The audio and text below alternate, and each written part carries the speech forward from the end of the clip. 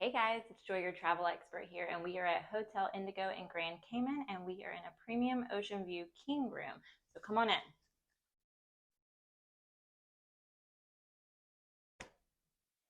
Over here you have the bathroom.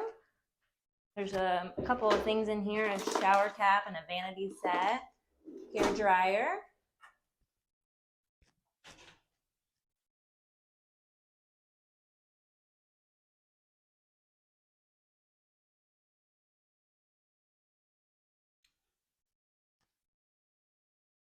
And then here we have the king bed, kind of a desk area, little couch area.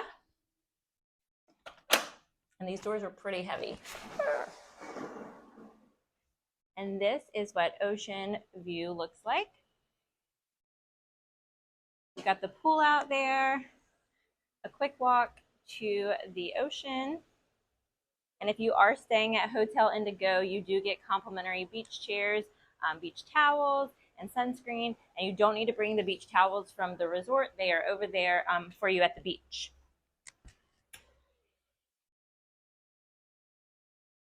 Nice.